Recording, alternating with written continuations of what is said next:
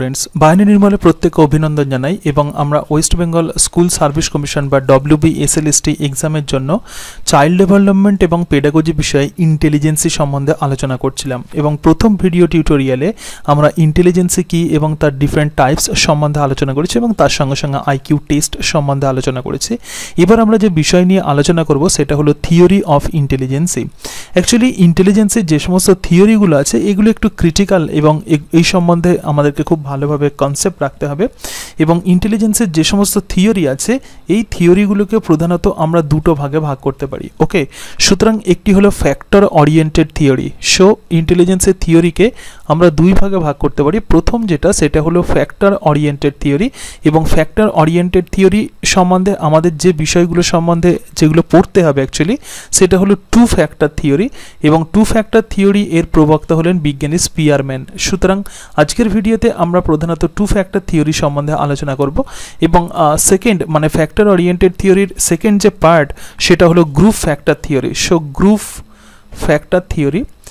Factor theory যে scientist প্রবর্তন করেছিলেন সেই সায়েন্টিস্টের নাম হলো থার্স্টন। সুতরাং থার্স্টনের গ্রুপ ফ্যাক্টর থিওরি এটা আমাদেরকে বুঝতে হবে এবং থার্ড যে থিওরি আছে সেটা হলো multifactor theory. So multifactor theory এবং মাল্টিফ্যাক্টর থিওরি এর প্রবক্তা হলেন থর্নডাইক এবং গিলফোর্ড। তাহলে মাল্টিফ্যাক্টর থিওরি এর প্রবক্তা Thorndike and Guilford multifactor theory এর প্রবক্তা। এবং ফোর্থ আমাদেরকে যে থিওরি পড়তে হবে সেটি হলো theory of multiple ইন্টেলিজেন্সি। So theory of multiple ইন্টেলিজেন্সি এবং এই থিওরি বা এই তত্ত্বের প্রবক্তা হলেন বিজ্ঞানী গার্ডনার। সুতরাং আমরা যেটা বলছিলাম যে থিওরিকে আমরা দুটো ভাগে ভাগ করব, একটি ফ্যাক্টর ওরিয়েন্টেড থিওরি এবং আরও একটা পার্ট যেটা সেটি হলো process oriented theory. So process oriented theory এবং প্রসেস ওরিয়েন্টেড থিওরি যে থিওরি আমাদেরকে প্রধানত পড়তে হবে সেটা হলো স্টার্নবার্গসের থিওরি অফ ইন্টেলিজেন্সি। সো স্টার্নবার্গসের থিওরি। ওকে, এবং স্টার্নবার্গসের থিওরিকে অনেক সময় বলা হয় ট্রাইআর্কিক থিওরি, তো একে ট্রাইআর্কিক থিওরিও বলা হয়, ট্রাইআর্কিক থিওরি। সুতরাং প্রধানত ইন্টেলিজেন্সিতে আমাদের এই থিওরি সম্বন্ধে পড়তে হবে। তো আজকের ভিডিওতে আমরা মেনলি যে বিষয় নিয়ে আলোচনা করব সেটি হলো two factor theory by Spearman. সুতরাং টু ফ্যাক্টর থিওরি আমরা যদি বুঝতে পারি তাহলে আমরা বুঝতে পারবো যে অ্যাকচুয়ালি এই থিওরিগুলিতে কি আছে। তাহলে চলো আমরা দেখে নিই যে স্পিয়ারম্যান যে থিওরি দিয়েছিলেন অর্থাৎ টু ফ্যাক্টর থিওরি, সেই টু ফ্যাক্টর থিওরিতে অ্যাকচুয়ালি কি বলা হচ্ছে। তো স্পিয়ারম্যান হলেন একজন ব্রিটিশ সায়েন্টিস্ট এবং তিনি ইনফ্লুয়েন্সড বাই গ্যালটন অর্থাৎ গ্যালটন দ্বারা তিনি অনুপ্রাণিত হয়েছিলেন। তাহলে স্পিয়ারম্যান হলো একজন ব্রিটিশ সায়েন্টিস্ট এবং he was inspired by Galton. Okay, এবং স্পিয়ারম্যানকে বলা হয় father of factor analysis. So he is called father of factor analysis. তাহলে তাকে বলা হয় ফ্যাক্টর অ্যানালাইসিসের জনক, অর্থাৎ ইন্টেলিজেন্সিতে যে সমস্ত ডিফারেন্ট টাইপের ফ্যাক্টর কাজ করে সেই ফ্যাক্টর অ্যানালাইসিসের তিনি জনক হলেন স্পিয়ারম্যান। তো স্পিয়ারম্যান কি বললেন? স্পিয়ারম্যান বললেন যে ইন্টেলিজেন্সি প্রধানত দুটি ফ্যাক্টর দ্বারা নিয়ন্ত্রিত হয়, একটি হলো জেনারেল ফ্যাক্টর বা জি ফ্যাক্টর এবং অপরটা হলো স্পেসিফিক ফ্যাক্টর বা এস ফ্যাক্টর। তাহলে স্পিয়ারম্যানের মতে ইন্টেলিজেন্সি প্রধানত দুটি ফ্যাক্টর দ্বারা নিয়ন্ত্রিত হয়, একটি হলো general factor. So the general factor, okay, তাহলে জেনারেল ফ্যাক্টর বা তাকে বলা হয় জি ফ্যাক্টর। অনেক সময় পরীক্ষাতে এটা দেয় যে জি ফ্যাক্টর বলতে কি বোঝো এবং জি ফ্যাক্টর এর প্রবক্তাকে। সুতরাং জি ফ্যাক্টরের প্রবক্তা হলেন বিজ্ঞানী স্পিয়ারম্যান এবং তার সঙ্গে সঙ্গে স্পেসিফিক ফ্যাক্টর বা এস ফ্যাক্টর। তাহলে specific factor or S factor, সেই জন্যই একে আমরা বলবো টু ফ্যাক্টর থিওরি। ওকে, সুতরাং ইন্টেলিজেন্সের দুটি ফ্যাক্টর দিয়ে নিয়ন্ত্রিত হয়, একটি হলো জেনারেল ফ্যাক্টর বা জি ফ্যাক্টর এবং অপরটা হলো এস ফ্যাক্টর। এই বিষয়গুলো কি আমরা একটু দেখে নিই। তো তাহলে প্রথমেই আমরা যে সম্বন্ধে আলোচনা করব সেটা হলো জি ফ্যাক্টর অ্যাকচুয়ালি কি, এই বিষয়টা আমরা একটু দেখে নিই। তো জি ফ্যাক্টর আমরা কাকে বলবো? It is available in all human beings. তাহলে জি ফ্যাক্টর অ্যাভেলেবেল অর্থাৎ সমস্ত মানুষের ক্ষেত্রেই জি ফ্যাক্টর থাকে, অ্যাভেলেবেল ইন অল হিউম্যানস।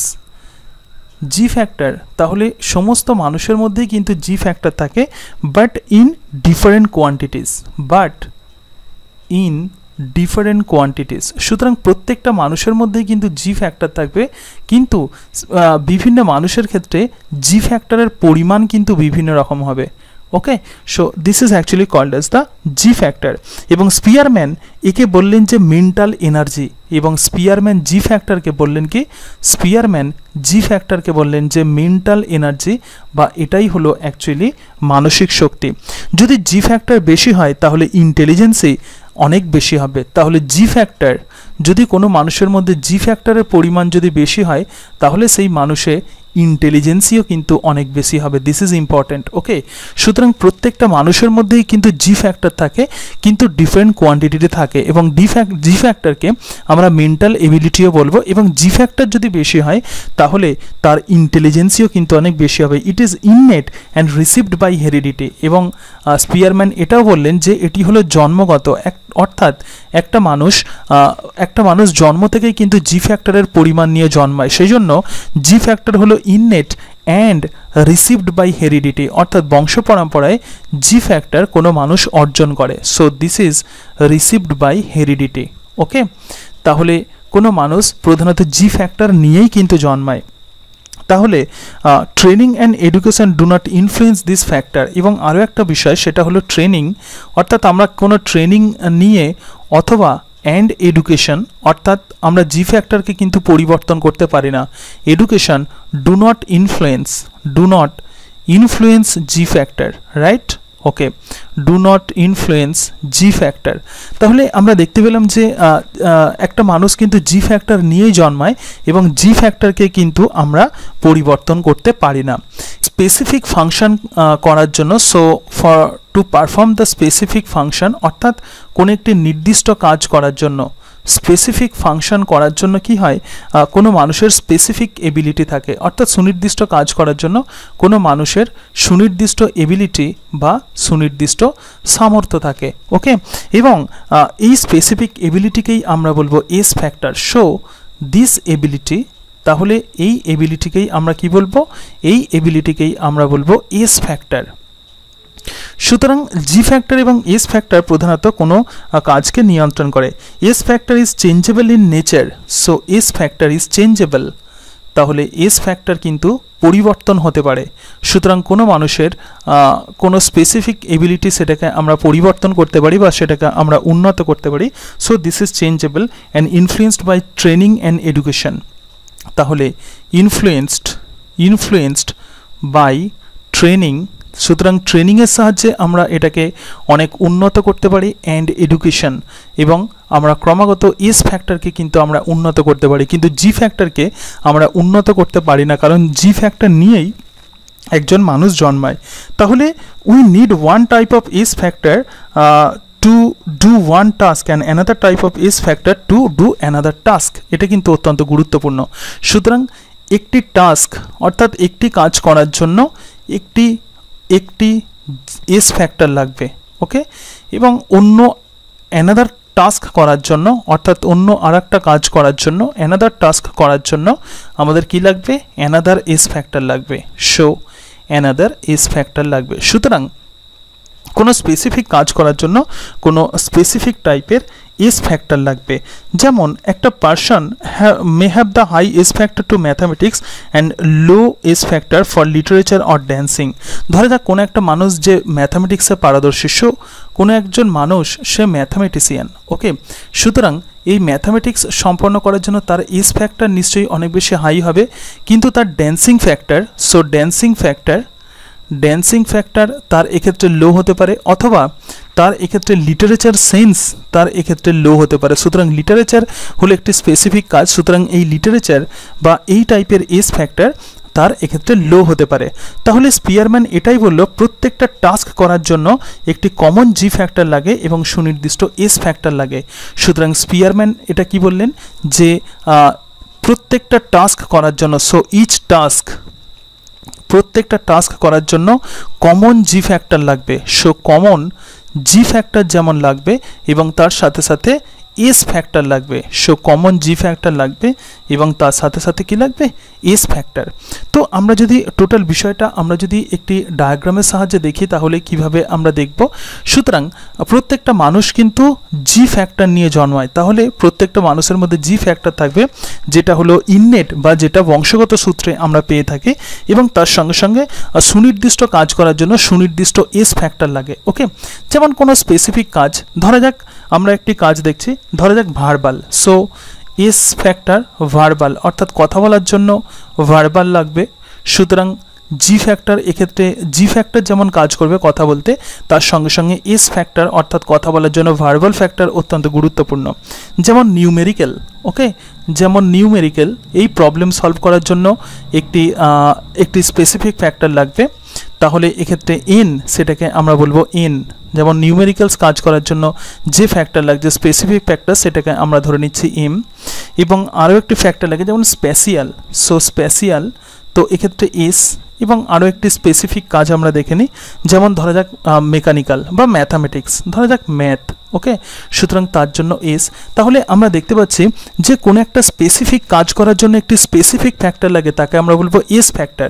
কিন্তু প্রত্যেকটা কাজে জেনারেল ফ্যাক্টর কিন্তু অবশ্যই গুরুত্বপূর্ণ, এবং জেনারেল ফ্যাক্টর প্রধানত বংশগত, অর্থাৎ বংশগত সূত্রে আমরা পেয়ে থাকি, এবং স্পেসিফিক কাজের জন্য স্পেসিফিক ফ্যাক্টর লাগে। সুতরাং ধরা যাক ভার্বাল, এক্ষেত্রে আমরা যে এক্সাম্পল নিলাম, সুতরাং ভার্বালের জন্য অবশ্যই জি ফ্যাক্টর লাগে, এবং তার সঙ্গে সঙ্গে এস ফ্যাক্টর বা স্পেসিফিক ফ্যাক্টর যেটা লাগবে সেটা হলো ভার্বাল, রাইট? ওকে, যেমন নিউমেরিক্যালস, ওকে, যেমন নিউমেরিক্যালস হলো, এটি হলো একটি স্পেসিফিক এবিলিটি, সুতরাং এর জন্য তো জি ফ্যাক্টর লাগবেই প্লাস ইন লাগবে, অর্থাৎ নিউমেরিক্যালস বা আমরা যদি কোনো নিউমেরিক্যাল প্রবলেম সলভ করি সেটা হলো একটি স্পেসিফিক এবিলিটি, সুতরাং তার জন্য জি ফ্যাক্টর লাগবে এবং তার সঙ্গে সঙ্গে এস ফ্যাক্টর এন লাগবে। ওকে, যেমন ম্যাথ, আমরা ধরা যাক ম্যাথ একটি স্পেসিফিক এবিলিটি, সুতরাং ম্যাথ সলভ করার জন্য জি ফ্যাক্টর লাগবে এবং তার সঙ্গে সঙ্গে ম্যাথ হলো স্পেসিফিক এস ফ্যাক্টর লাগবে। ওকে, সুতরাং আমরা দেখতে পাচ্ছি যে কোনো মানুষ ডিফারেন্ট দিকে সে পারদর্শী হতে পারে, সুতরাং ডিফারেন্ট কাজ করার জন্য অবশ্যই তার ডিফারেন্ট টাইপের এস ফ্যাক্টর লাগবে, কিন্তু প্রত্যেকটা কাজে কিন্তু কমন জি ফ্যাক্টর লাগছে। So this is actually the concept of G factor and S factor. কিন্তু এটাই হলো অ্যাকচুয়ালি স্পিয়ারম্যানের থিওরি। সুতরাং স্পিয়ারম্যানের থিওরিতে আমরা যে বিষয়টা দেখলাম সেটা হলো ইন্টেলিজেন্সই প্রধানত নির্ভর করে দুটি ফ্যাক্টরের উপর, জি ফ্যাক্টর এবং এস ফ্যাক্টর, এবং কোনো যে কোনো কাজ করতে গেলে অবশ্যই আমাদের জি ফ্যাক্টর লাগবে, এবং জি ফ্যাক্টর প্রধানত বংশগত সূত্রে আমরা পেয়ে থাকি, এবং জি ফ্যাক্টরকে কিন্তু ট্রেনিং এবং এডুকেশন দিয়ে কিন্তু এটাকে চেঞ্জ করা যায় না। কিন্তু এস ফ্যাক্টর অর্থাৎ নির্দিষ্ট কাজের জন্য যে স্পেসিফিক ফ্যাক্টর লাগে তাকেই বলা হয় এস ফ্যাক্টর, এবং এস ফ্যাক্টরকে ট্রেনিং এবং এডুকেশনের সাহায্যে আমরা পরিবর্তন করতে পারি। ওকে, এবং এই ডায়াগ্রামে আমরা দেখতে পাচ্ছি যে কিভাবে জি ফ্যাক্টর এবং এস ফ্যাক্টর সুনির্দিষ্ট কাজ সম্পন্ন করতে সাহায্য করে। সুতরাং স্পিয়ারম্যানের যে টু ফ্যাক্টর থিওরি, এই টু ফ্যাক্টর থিওরিতে দুটি ফ্যাক্টরের কথা বলা হচ্ছে, একটি জি ফ্যাক্টর এবং আরও একটা হলো এস ফ্যাক্টর। সুতরাং জি ফ্যাক্টর সমস্ত কাজের ক্ষেত্রে কমন, কিন্তু এস ফ্যাক্টর স্পেসিফিক কাজের জন্য স্পেসিফিক। কিন্তু স্পিয়ারম্যানের যে থিওরি আছে এই থিওরির কিন্তু সমালোচনা আছে। সো এবার আমরা যেটা দেখব সেটা হলো ক্রিটিসিজম, অর্থাৎ স্পিয়ারম্যানের থিওরির কি সমালোচনা আমরা একটু দেখে নিই। স্পিয়ারম্যানের যে থিওরি, তিনি কেবলমাত্র বললেন যে ইন্টেলিজেন্সের জন্য কেবলমাত্র দুটি ফ্যাক্টর আছে, সেটি হলো জি ফ্যাক্টর এবং এস ফ্যাক্টর। কিন্তু অন্যান্য যে সমস্ত থিওরি আছে এই থিওরিতে বলা হচ্ছে কি যে তাহলে স্পিয়ারম্যান এটাই বললেন যে ইন্টেলিজেন্সের জন্য প্রধানত দুটি ফ্যাক্টর লাগে, একটি হলো জি ফ্যাক্টর এবং আরও একটা হলো এস ফ্যাক্টর। কিন্তু পরবর্তীকালে এটা দেখা গেছে যে ইন্টেলিজেন্সই অ্যাকচুয়ালি বিভিন্ন ফ্যাক্টর দ্বারা নিয়ন্ত্রিত হয়। So this is controlled by many factor. যেমন থার্স্টন প্রমাণ করেছেন যে there are many factors that constitute the intelligence. যেমন থার্স্টন এটাই বলেছেন যে দেয়ার আর মেনি ফ্যাক্টরস, অর্থাৎ অসংখ্য ফ্যাক্টর থাকে, দেয়ার আর মেনি ফ্যাক্টরস অর্থাৎ অসংখ্য ফ্যাক্টর ইন্টেলিজেন্সিকে নিয়ন্ত্রণ করে, দ্যাট ইনফ্লুয়েন্স ইন্টেলিজেন্সি। ওকে, এটাই হলো স্পিয়ারম্যানের থিওরির সমালোচনা। তাহলে স্পিয়ারম্যান বললেন যে কোনো পার্টিকুলার কাজের জন্য দুটি ফ্যাক্টর লাগে, কিন্তু পরবর্তীকালে থার্স্টন এটা প্রমাণ করলেন যে ইন্টেলিজেন্সি বা কোনো পার্টিকুলার কাজের জন্য সাধারণত একাধিক ফ্যাক্টরের প্রয়োজন হয়। তাহলে আমরা যে বিষয়টা দিয়ে প্রথমে শুরু করেছিলাম যে থিওরি অফ ইন্টেলিজেন্সি, সুতরাং ইন্টেলিজেন্সির দুরকম থিওরি এক্ষেত্রে আমাদের পড়তে হবে, একটি হলো ফ্যাক্টর ওরিয়েন্টেড এবং আরও একটা হলো প্রসেস ওরিয়েন্টেড। ওকে, ফ্যাক্টর ওরিয়েন্টেডে তাহলে আমরা এই ভিডিওতে আমরা আলোচনা করলাম যে two factor theory theory which was proposed by Spearman, এবং তিনি বললেন জি অ্যান্ড এস ফ্যাক্টরের কথা তিনি বললেন, অর্থাৎ কোনো স্পেসিফিক কাজের জন্য জি ফ্যাক্টর তো লাগবেই এবং তার সঙ্গে সঙ্গে স্পেসিফিক এস ফ্যাক্টর লাগে, এবং এস ফ্যাক্টর বিভিন্ন কাজে ভ্যারিয়েবল হয়, অর্থাৎ বিভিন্ন কাজে বিভিন্ন রকমের কিন্তু এস ফ্যাক্টর লাগে। তাহলে পরের ভিডিওতে আমরা যে বিষয় নিয়ে আলোচনা করব সেটি হলো group factor theory by Thurstone, অর্থাৎ থার্স্টন যে বললেন ইন্টেলিজেন্সিতে বিভিন্ন রকমের ফ্যাক্টরের প্রয়োজন আছে। সুতরাং পরের ভিডিওতে আমরা থার্স্টনের গ্রুপ ফ্যাক্টর থিওরি নিয়ে আলোচনা করব। আশা করি তোমরা two factor theory of intelligence Spearman এটা বুঝতে পেরেছো। তাহলে পরের ভিডিওতে আমরা থার্স্টনের গ্রুপ ফ্যাক্টর থিওরি নিয়ে আলোচনা করব। So thank you and that's it.